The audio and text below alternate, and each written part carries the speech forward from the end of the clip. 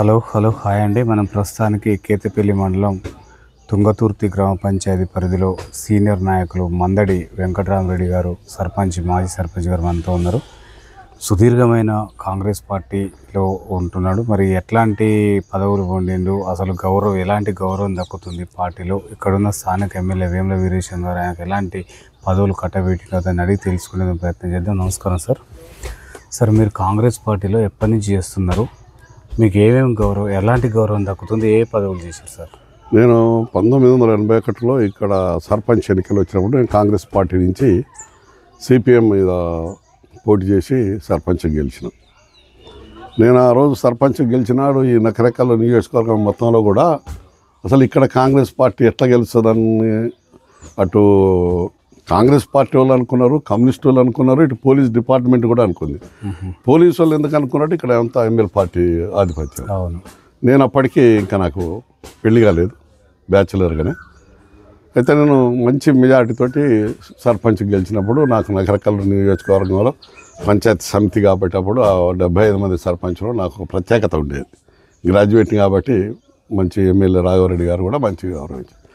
ఆ నుంచి 1987లో నేను ఎంపీపీ కావాలని ప్రయత్నం చేసినప్పుడు ఇక రాజకీయ కుట్ర కుతంత్రాలతో నాకు ఫస్ట్ ఎంపీపీ టికెట్ రాలే. నేతి విద్యాసాగర్ గారికి వచ్చింది. నేతి విద్యాసాగర్ గారు సపోర్ట్ చేసినా కానీ ఆయన నేతి విద్యాసాగర్ గారు ఓడిపోయినరు. బోర్లక్క సిపిఎం అభ్యర్థి గెలిచిండు. ఆ తర్వాత నేను టీడీపీలోకి వెళ్ళిపోయాను. టీడీపీకి వెళ్ళిపోయిన తర్వాత ఇక అప్పటి నుంచి అటు టీడీపీలను కొనసాగుతూ మళ్ళా నేను టీడీపీ నుంచే మళ్ళీ ఎంపీటీసీ. నేను ఫస్ట్ కాంగ్రెస్ నుంచి సర్పంచ్ గెలిచిన తర్వాత 95 ఫస్ట్ ఎంపీటీసీ ఎన్నికలప్పుడు ఫస్ట్ ఎంపీటీసీ నేనే ఇక్కడ. సేమ్ పీరియడ్ మళ్ళీ 6 నెలల తర్వాత కోఆపరేటివ్ ఎన్నికలు వచ్చినాయి. కోఆపరేటివ్ ఎన్నికలు వచ్చినప్పుడు కట్కం సత్యగౌడ్ జిల్లా అధ్యక్షుడు ఉండే టీడీపీ. సరే, నాకు చాలా వరకు రావద్దు టికెట్, పిఎస్సి చైర్మన్గా వద్దు అనేది ఉండే. అయినా కూడా నేను కొట్లాడి నేను టికెట్ పిఎస్సిఎస్ చైర్మన్గా మళ్ళీ సేమ్ పీరియడ్లో నేను ఇటు ఎంపీటీసీగా ఉన్నాను, కోఆపరేటివ్ బ్యాంక్ చైర్మన్గా కూడా ఉన్నాను 7 సంవత్సరాలు. ఇక ఆ తర్వాత ఇక నాకు ఏం పదవులు రాలేదు. 2001లో నేను ఇక ఫస్ట్ కేసీఆర్ గారు ఉద్యమం పార్టీ ఏప్రిల్ 27 జెండా ఎగిరేసేటప్పుడు కూడా కేసీఆర్ గారు నాతోటి ఫోన్లో మాట్లాడి నా నెంబర్ ఎట్లా తీసుకుని నాతోటి మాట్లాడితే 27 నాడు జలదృశ్యంలో జెండా ఎగిరేస్తున్నాం, పార్టీ పెడుతున్నాం అని చెప్పంతే తప్పకుండా వస్తా అన్నా అని చెప్పని పోలేకపోయినా మా పెద్దన్న గారు అసిస్టెంట్ డైరెక్టర్గా వాలంటీర్ తీసుకొని తెలంగాణ ఉద్యమంలో పాల్గొన్నాను.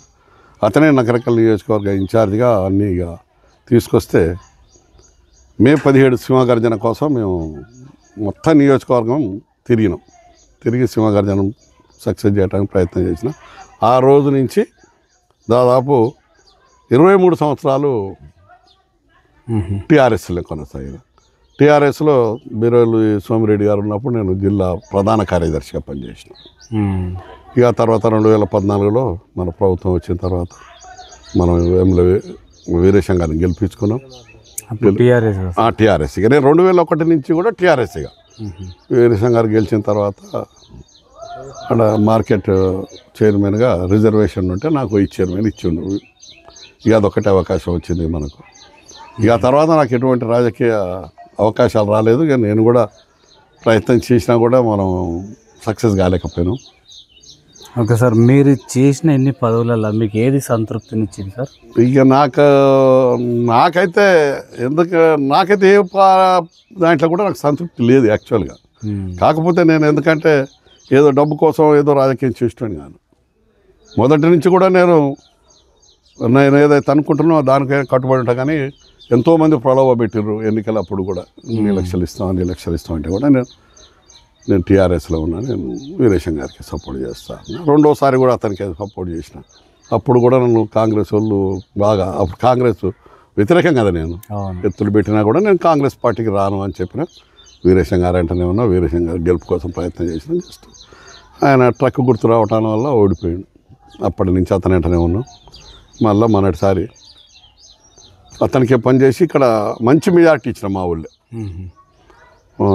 మైనస్లో ఉన్న ఊరును మళ్ళీ మెజార్టీ తీసుకొచ్చి టీఆర్ఎస్కు కాంగ్రెస్కు మొన్న మంచి మెజార్టీ ఇచ్చినాం. 300 పైచీల కోట్ల మెజార్టీ ఇచ్చాం. తర్వాత సేమ్ ఎన్నికలు పార్లమెంట్ ఎన్నికలలో 600 ఓట్ల మెజార్టీ ఇచ్చాం కాంగ్రెస్ పార్టీకి.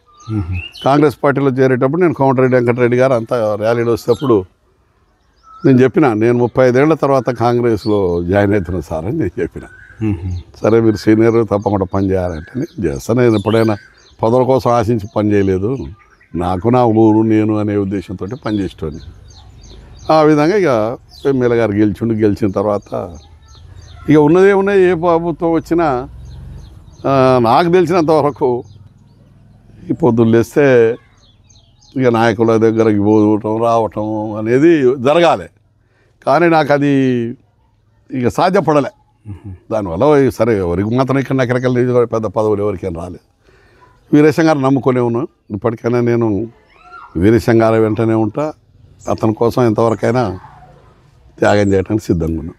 ఓకే సార్, మీరు సత్యగౌడ్ అంటే గుర్తొచ్చింది సార్. ఆయన టీడీపీ పార్టీ నుంచి ఎమ్మెల్యేగా కూడా 2 సార్లు పోటీ చేసినట్టు నోముల నరసింహ గారి మీద ఓడిపోయాడు. ఎందుకు సార్, కారణాలు ఏంటి, ఎందుకు ఓడిపోవాల్సి? ఇక అది యాక్చువల్గా ఇక్కడ సిపిఎం పార్టీ బలంగా ఉండేది.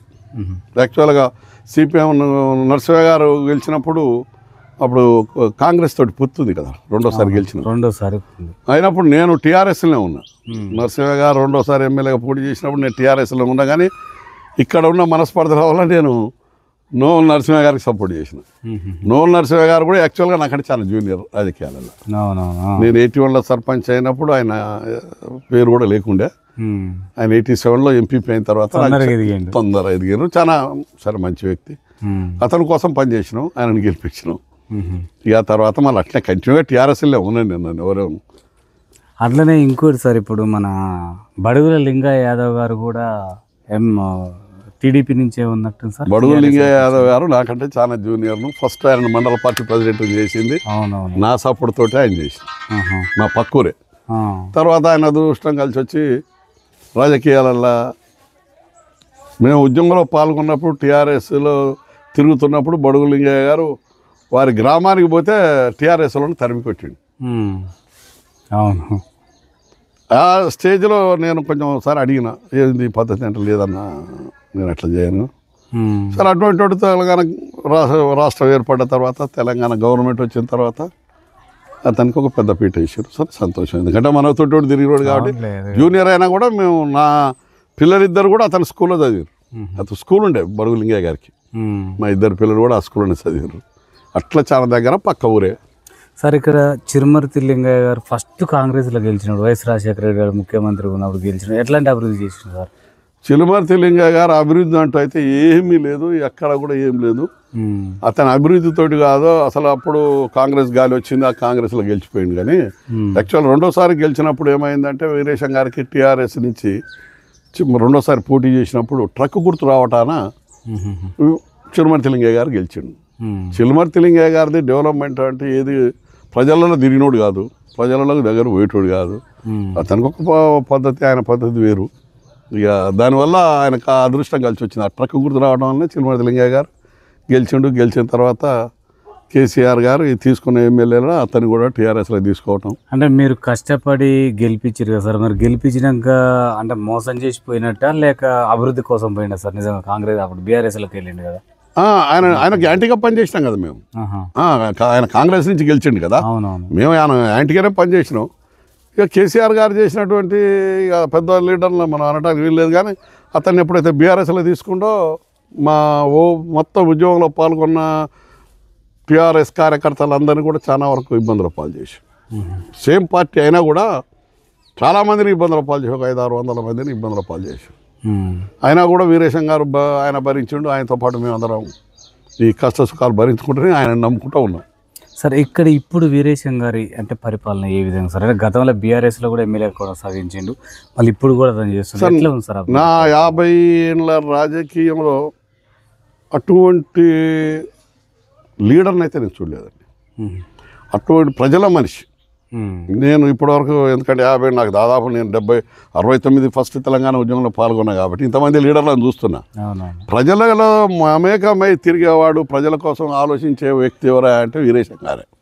ఒక హరిజన బిడ్డ కూడా అతను ఓడిపోయినా కూడా తన క్యాడర్ను మెయింటైన్ చేసుకున్న శక్తి అంటే ఈ తెలంగాణలో ఎవరికి లేదు, అతను ఒక్కరికే ఉంది. మళ్ళీ మెజారిటీ కూడా బాగా వచ్చింది. అందుకని అతని దగ్గర ఉన్నట్టు గొప్పతనం ఏంటంటే అతను ప్రజలలో మమేకం ఉంటాడు. ఏ లీడర్ను కూడా ఆయన టీఆర్ఎస్ నుంచి ఓడిపోయినా కూడా 95% మంది ఆయనంటేనే మిగిలిపోయారు. ఒక్కరు కూడా చిరుమర్తిలింగ బీఆర్ఎస్లకు వచ్చినా కూడా ఎవరు పోలే. అదే నమ్మకంతో ఆయనకు దగ్గర ఉన్న గొప్పతనం అదే. ఏదైనా గొప్ప లీడర్. పొద్దున్న లేస్తే ఉదయం లేస్తే ఏ రాత్రి ఎప్పుడు పడుకుంటాడో ఎప్పుడు తింటాడో మాకే ఆశ్చర్యం వేస్తుంటుంది ఆయన దగ్గర పోయినప్పుడు. ఆయన ఆ టైమింగ్లు అవన్నీ చూస్తే ఏదైనా గొప్ప వ్యక్తి. అభివృద్ధి గురించి ఆలోచించేవాడు. ప్రజలు ఎవరు పోయినా కూడా ప్రజలకు అందుబాటులో ఉంటాడు. విద్యార్థులకు బీద విద్యార్థులు పోతే వాళ్ళకు ఆర్థిక సాయం చేయటం, కొంచెం బీద కుటుంబాల పెండ్లీలైన ఫౌండేషన్ కూడా పెట్టినట్టు ఉద్దీపన ఫౌండేషన్ పెట్టి అప్పుడు ఆయన ఎమ్మెల్యేగా ఉన్నప్పుడు బాగా, ఇప్పుడు కూడా సొంత స్కూల్ పెట్టించాడు. దాని ద్వారా చాలా మంది పేద ఆయన ఎప్పుడూ మాత్రం మరి ఆయన ఒక పేద కుటుంబం నుంచి వచ్చినాడు కాబట్టి ఏమో పేదల గురించి బాగా ఆలోచిస్తాడు. లీడర్లకు ఇచ్చే గౌరవం ఇస్తాడు. ఎవరిని కూడా కించపరిచే తత్వం లేదు అతని దగ్గర. దానివల్లనే మేము ఇప్పటివరకు కూడా మనకు పదవులు ఉన్నా లేకున్నా ఇచ్చినా ఇవ్వకున్నా అతను వెంటనే ఉంటున్నాం. అయితే సార్ ఇక్కడ నుంచి నేతి విద్యాసాగర్ గారు ఉన్నారు సార్. ఈ వీరేశానికి నేతి విద్యాసాగర్కి వర్గపోరు బాగా జరిగింది సార్. అప్పుడు అసలు ఎక్కడ వాళ్ళిద్దరికి ఎక్కడ వచ్చి సార్? ఎప్పుడైనా విద్యాసాగర్ ఎవరితోటో వాళ్ళతోటి వ్యతిరేకంగానే ఎక్కువ. మీ ఇద్దరం బెస్ట్ ఫ్రెండ్స్, ఇద్దరం ఒకేసారి సర్పంచ్ను. చాలా మీ ఇద్దరం చాలా అన్యోన్యంగా ఉంటాం. ఇప్పుడు సక్కడిగా ఉంటారు. ఇప్పుడైతే పర్వాలేదు, ఇప్పుడైతే మంచిగానే ఉన్నారు. అది కాక విద్యాసాగర్ కూడా అంటే అప్పుడు ఏం సార్ తేడా ఎందుకు వచ్చింది అంటే ఇక తుంగతుర్తి కానీ చెరుకుపల్లి పెద్ద ఫేమస్ అప్పుడు పేపర్. అవునవును, ఇక అది దాన్ని ఫేమస్ అంటే అక్కడ జరిగినటువంటి ఇన్సిడెంట్లతోటే ఒక లీడర్ పెరగాలంటే ఏదైనా ఇన్సిడెంట్ లేదు. ఆ ఇన్సిడెంట్లతోటి మేము అన్నీ ఉండి ఆయన 87లో నేను అసలు యాక్చువల్ 87 దానికి ఆయన ముందుకు పోనీయాలి. ఇక అది ఇక్కడ ఉన్న కొంతమంది కుట్రదారులు నన్ను టికెట్ రాకుండా చేసి సాగర్కి ఇప్పించారు. మా వాళ్ళే, మా పాలోళ్ళు ఎదగొద్దు అనే ఉద్దేశంతో. అయితే టికెట్ తెచ్చుకున్నా కూడా గెలవలేకపోయాడు. ఇప్పుడు చెరుకు సుధాకర్ గారు కూడా వీరేశం గారి మీద పోటీ చేసింది సార్, అప్పుడు ఓడిపోయాడు. మరి ఇప్పుడు అతనికి ఏమన్నా అవకాశాలు? చెరుకు సుధాకర్కు మారినన్ని పార్టీలు, ఇవాళ పార్టీ ఉంటాడు, రేపు పార్టీ ఉంటాడు, ఎన్నికలప్పుడు పార్టీ ఉంటాడు. అతని దగ్గర ఉన్న చెడ్డ అలవాట్లు అయ్యాయి. ఏ ఒక్క పార్టీలో స్టాండర్డ్. మొట్టమొదటి పీడీ యాక్ట్ బాధితుడు పీడీ యాక్ట్ అంటే అరాచకాలు చేస్తుంటే మేము కూడా పీడీ యాక్ట్ బాధితులం అవుతాం. పీడీ యాక్ట్ ఏమో సార్, ఇప్పుడు 4 అరాచకాలు చేస్తే ఆటోమేటిక్గా అవతల గవర్నమెంట్ పీడీ యాక్ట్ పెడుతుంది. ఆయన కొంచెం ఫాస్ట్గా పోయిండు. తెలంగాణ ఉద్యమకారుని పేరు రావాలంటే ఏదో ఒకటి చేయాలి. పీడీ యాక్ట్ అయితే ప్రజల్లో ఉండాలి కదా. సుధాకర్ గారు అంటారే అనేటువంటి తత్వం ఈ ప్రజలలో ఎక్కడ కూడా లేదు, ఒక గ్రూప్ లేదు సార్. ఇప్పుడు గవర్నమెంట్ 6 గ్యారంటీలు తీసుకొచ్చింది సార్. ఈ మారుమూల గ్రామాలలో అయితే అమెరికాలో అయిపోయినాయి సార్. ఈ 6 గ్యారంటీలలో ఇది ఏంది, సిలిండర్లది గ్యాస్ది నడుస్తూనే ఉంది. తర్వాత పోతే గృహజ్యోతి అది కూడా ఆపు అయితేనే ఉంది. కాకపోతే ఏంటంటే ఈ రాష్ట్రంలో ఉన్నటువంటి ఆర్థిక పరిస్థితుల వల్ల కొన్ని అమలు చేయలేకపోతున్నాం అన్నమాట ప్రకారం. కాకపోతే ఆయన ఉన్నట్టు చెప్తున్నాడు ముఖ్యమంత్రి గారు, ఆర్థికంగా దెబ్బతిన్నది, కొంచెం సమస్యలు పరిష్కారం కావాలి, లేట్ అయింది అని. నాతోటి కొంతమంది బీఆర్ఎస్ నాయకులే నాతోటి చెప్పినారు. సరే ఏదో ఈ బదనాం మేము మోసేది ఇవాళ రేవంత్ రెడ్డి గారు మోస్తున్నాడు. రాష్ట్రం 100% ఆర్థికంగా దివాలా తీసిపోయి ఉన్నది. ఆయన కానీ పథకాలు పెట్టిన తర్వాత దొరికే కాడికి అప్పు తెచ్చిండు. ఇప్పుడు అప్పు దొరికే పరిస్థితి లేదు కాబట్టి ఇది సరే. ఏదైనా మా ఈ కాంగ్రెస్ పరిపాలన 1 సంవత్సరం 2 సంవత్సరాలు ఓపిక పడితే మాత్రం ఏదైనా కానివ్వండి, ఈ దేశంలో కానీ ఈ రాష్ట్రంలో కానీ కాంగ్రెస్సే ఇవాళ ఈ జనానికి బువ పెట్టిందంటే కాంగ్రెస్ పార్టీ. ఏ పార్టీ కూడా ప్రాజెక్టులు వేసింది లేదు, ఏ పార్టీ కూడా ఒక ఇండస్ట్రీస్ పెట్టింది లేదు, విద్యుత్ కేంద్రాలు కూడా పెట్టింది లేదు. ఎందుకంటే నేను బాగా చదువుతా కాబట్టి ఎవరు చెప్పండి, ఇలా మోడీ గారు వచ్చి 11 సంవత్సరాలు అయిపోయింది, ఎక్కడ ప్రాజెక్టు కట్టిండు? మన టీఆర్ఎస్ గవర్నమెంట్ వచ్చింది, తెలంగాణ తెచ్చుకున్నాం.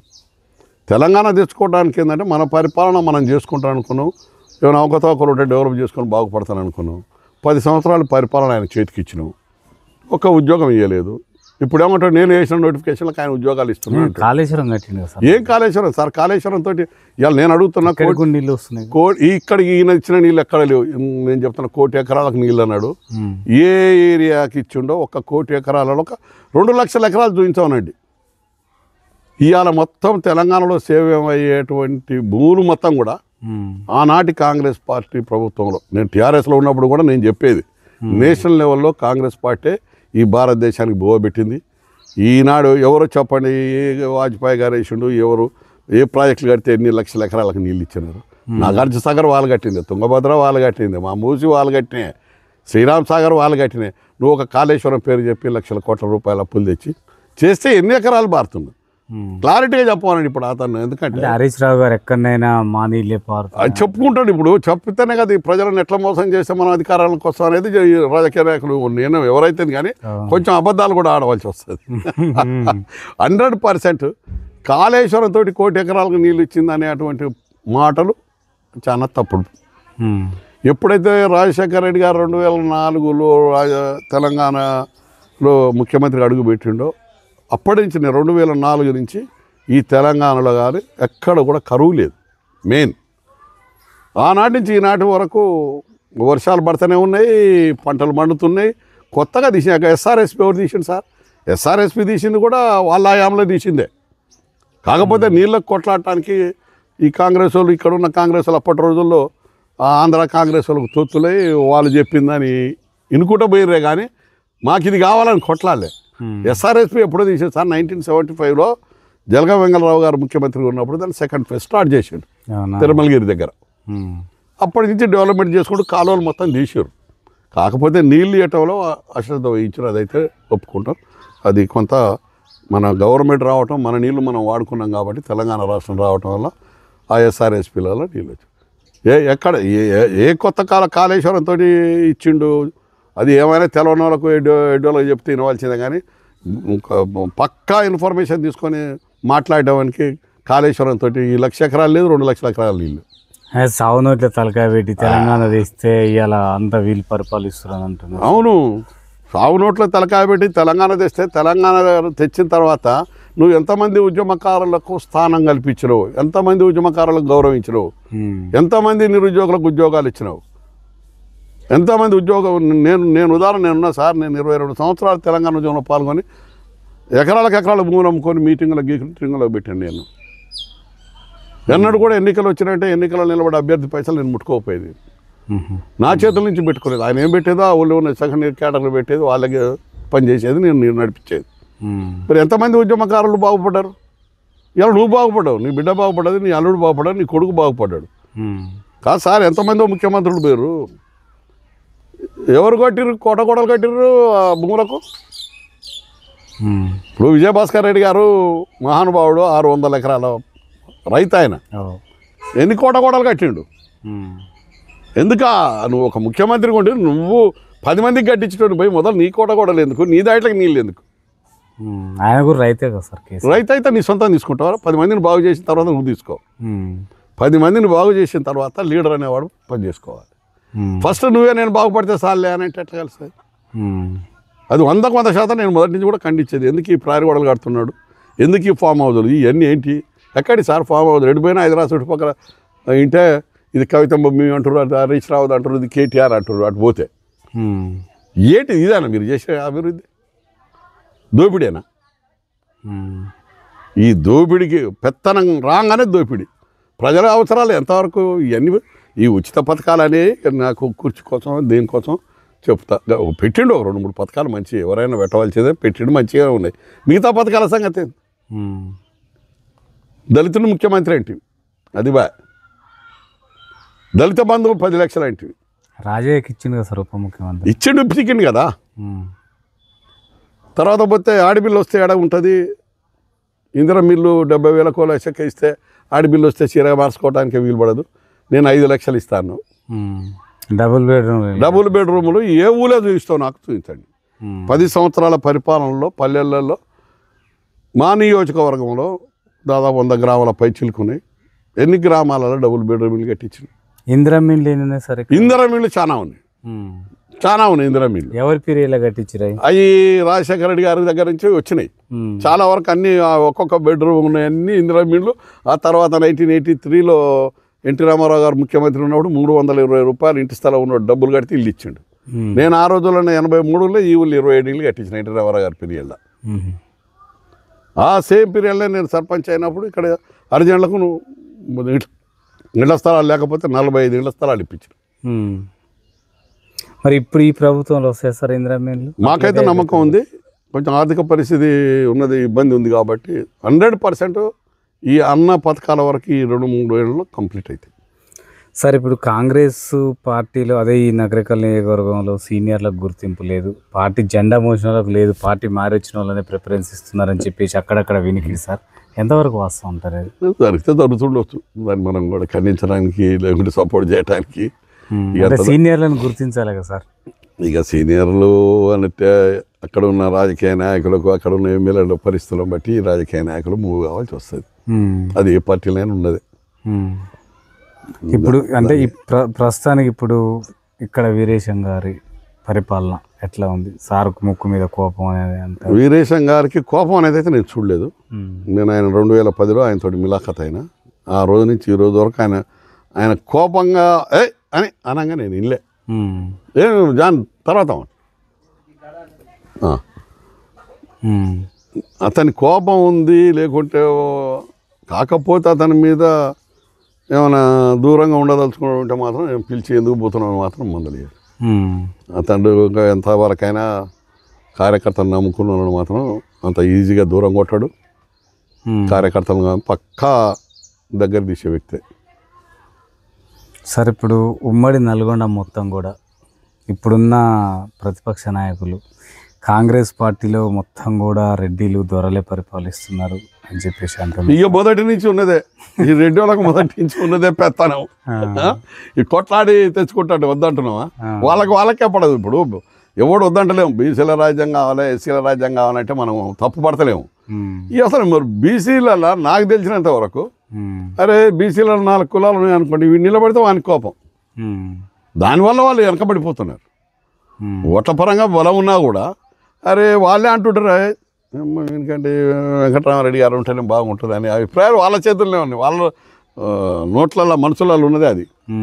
దాన్ని ఎవరు అనగదొక్కటానికి కాదు. ఈ రెడ్డి వాళ్ళు పెద్ద రెడ్డోడు ఎప్పుడైనా ఇవాళ కాదా ఇవాళ నుంచి కూడా త్యాగం చేస్తాడు. నేనున్న ఉదాహరణ తెలంగాణ ఉద్యమం పాల్గొన్న నాటి నుంచి ఇప్పటి వరకు నేను ఒక 2-3 కోట్ల ఆస్తి అమ్ముకున్నాను నేను. సార్ ఇప్పుడు మరి వెంకటరామరెడ్డి గారు మళ్ళీ ఏ పదవి ఆశిస్తున్నారు? నేను నాకు ఏమైనా ఎమ్మెల్యే గారు పిలిచి పార్టీ పరంగా ఒక సీనియర్ నాయకుడు, ఒక 50 ఏళ్ళ రాజకీయ అనుభవం ఉన్నది, ఇన్ని పదవులు చేసిండు, ఒక పెద్ద పదవి ఇవ్వాలని కానీ మా ఎమ్మెల్యే గారికి ఉంటే నాకు ఒక పదవి ఇప్పిస్తాడు. అంటే ఎట్లాంటి పదవి? ఏముంటుంది అందులో ఉన్న పదవులు కార్పొరేషన్ చైర్మన్లు అంతగా తప్పించి ఇంకొండేది ఏం లేదు. ఆయన ఇస్తాటే తీసుకుంటా, ఇవ్వలేదంటే నేను ఎందుకు ఇవ్వలేదని ఆయన అడగలేను. సార్ ముఖ్యంగా ఇప్పుడు విలేజ్లలో బాగా ఇది హైలైట్ అవుతుంది సార్, ఈ బెల్ట్ షాపులు గత ప్రభుత్వం నుంచే వస్తున్నాయని, అంటే అంత ముందు నుంచి వస్తున్నాయని చెప్పేసి వాళ్ళు కాంగ్రెస్ వాళ్ళే దీన్ని అప్పటించే వస్తున్నాయని అంటున్నారు సార్. నిజంగా ఎంతవరకు వాస్తవం సార్? ఈ ఊర్లో ఏమి ఉన్నాయి? ఈ ఊర్లో పెద్ద అనుకున్నాయి. మరి ఎట్లా సార్? అటు ముగింపు ఏమి ఉండదు? ముగింపు ఎప్పుడు లేదు. ఏ ప్రభుత్వం కూడా వాటి జోలికి పోతే ప్రభుత్వాలు నడపలేవు. ఎట్లా సార్ మరి? అంటే చాలా వరకు ఇప్పుడు ఎన్టీ రామారావు గారు నిషేధం పెట్టిండు. నిషేధం పెట్టినప్పుడు ఏమైంది? ఊళ్ళలో పిచ్చిసారి ఏరులై పారింది. అక్రమ దందాలు, పక్క రాష్ట్రాల నుంచి మందు వచ్చి అట్లా సంపాదించిన వాళ్ళు చాలా మంది. ఈ లిక్కర్ మీద మేము కూడా ఆలోచిస్తాం, ఇది తీసేస్తే బాగుంటారు అనుకుంటాం. కానీ తీసేసాక 10 రోజుల నుంచే మొదలవుతుంది ఈ దొంగ సారా, పెట్టుడు సారాలు మొదలై. ఇవాళ క్వార్టర్ తాగినోడు తక్కువ రేట్ వస్తుందని చెప్పి వాడు 250 దాయిటోడు 180 దాయిటోడు రేపు వాడు 360 దాటుతుంది. ఏదో చీప్ కాబట్టి ఇక అది నడుస్తూనే ఉంటుంది. ఈ బెల్ట్ షాపులు అనేది ఈ గవర్నమెంట్ కాదు, ఏ గవర్నమెంట్ వచ్చినా ఇవి నడుస్తూనే ఉంటాయి. ప్రభుత్వానికి ఆదాయం రావాల్సిందే. ప్రభుత్వం ఈ ఉచిత పథకాలు ఇచ్చిన రోజులు ఎక్కడి నుంచి ఆదాయం రావాలని చూసుకుంటూ పోతూనే ఉంటుంది. ఇవాళ ఆటోమేటిక్గా వాళ్ళు వేయించరుగా. అయితే సార్ ఇంకోటి మనకు రైతులు బాగా మనం వచ్చి తీసుకొస్తారు సార్ ఈ సమస్య పైన. కోతులు విపరీతంగా ఉన్నాయి సార్, వేరే పంటను దక్కనియట్లేవు. గత ప్రభుత్వం కూడా విఫలమైపోయింది నిర్మూలించి. అవునవును. మరి ఇప్పుడు మీ ప్రభుత్వం మాకు ఆలోచన వచ్చింది సార్. ఏమనుకుంటున్నాం అంటే ఈ ఎమ్మెల్యేలు ఎత్తుగా ఊళ్ళ ఖర్చు పెట్టే బదులు అయ్యే పైసలు ఆ కోతులు పట్టించే దాని కార్యక్రమాన్ని పెట్టిగా నేను బట్టిస్తా, నాకు ఓటేయండి అని అడిగితే బాగుంటుందనే ఆలోచన నాకున్నది. అంటే ఇప్పుడు అది కూడా తీసుకొస్తున్నారు సార్. విలేజ్లలో ఎవరైతే కోతుల నిర్మూలన తగ్గిస్తామని మాట ఇస్తారో వాళ్ళకే సర్పంచ్ గెలిపిస్తాం అంటున్నారు సార్. అది కూడా ఉంటుంది, అది కూడా ఒక పాయింట్. ఇట్లాంటివి తీసుకొస్తే కొంచెం మంచిది. ఈ కోతుల బెడదతోటి నిజంగా కూడా చాలా మంది 100% సఫర్ అవుతున్నారు. ఇవాళ నేనున్న ఇన్ని చెట్లు పెట్టుకున్నాను, ఇన్ని పండ్లు తిందామంటే నోటికాడికి వచ్చే పరిస్థితి లేదు. అవునవును. కూరగాయ చెట్లు కానివ్వండి, పండ్ల చెట్లు కానివ్వండి. కానీ ఆ స్కీమ్ కనుక వాళ్ళు కనుక ముందుకొచ్చి మరి ఇద్దరు అదే మాట అంటారు, నిలబడ్డోళ్ళు ఇద్దరు కానీ ముగ్గురు కానీ నేను పట్టిస్తా అంటారు. ఎవరికి కాకపోతే కూర్చొని యునానిమస్గా నేను కోతులు పట్టిస్తా అనేది 100% నమ్మకం వ్యక్తి మీద చేసి గెలిపిస్తే మంచిదే. అంతకంటే మంచిగా ఇప్పుడు ఊళ్ళల్లో డెవలప్మెంట్ ఏమో సార్, సీసీ రోడ్లు అయిపోయినాయి. దాదాపు గవర్నమెంట్ వాటర్, గ్రామ పంచాయతీ వాటర్ సప్లై సఫిషియెంట్గానే ఉన్నది ఊళ్ళల్లో.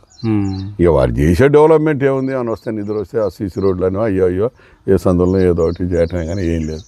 ఇంకోటి ఏంటంటే నాకు తెలిసి నాకు ఒక బాధ ఎక్కడో తెలుసు సార్, అంటే మీరు అన్నట్టు ఇలా హరితహారం అని పెట్టి కేసీఆర్ గారు పెట్టిండ్రు. అతను ఉన్నప్పటి నుంచే పెట్టిన చెట్లను తగలబెడుతుంటే అటువంటి వాళ్ళ మీద ఇంతవరకు యాక్షన్ తీసుకోలే. కోట్ల రూపాయలు ఖర్చు పెట్టినారు. కొన్ని రోడ్ల మీద చూస్తే ఆనందం అనిపిస్తుంది. ఇలా ఉదాహరణ తుంగతుర్తి నుంచి భాగ్యనగర్ వరకు వేసినది ఇప్పటికి ఎన్నిసార్లు వేసారు. ఇవాళ కూడా చెట్లు తగలబెట్టుకుంటూ ఆడ పక్క రైతు పెట్టడం ఎందుకు, పెట్టి తగలబెట్టి ఇచ్చినప్పుడు యాక్షన్ తీసుకోవడానికి లేదా? ప్రభుత్వం దగ్గర చూసుకుంటూ పోతున్నారు, ఎందుకు యాక్షన్ తీసుకుంటారు? ఎవరు తగలబెట్టారు ఏందని సీక్రెట్గా తీసుకుపోయి పోలీస్ స్టేషన్లో ఒక రిపోర్ట్ ఇస్తే ఆ తగలబెట్టాడు ఒకడు, ఇద్దరికి షాక్ తగిలితే ఇంకోటి తగలబెట్టాయండి. చక్కటి స్కీమ్ అది, హరితారం అనేది, చెట్లు నాటుడు అనేది.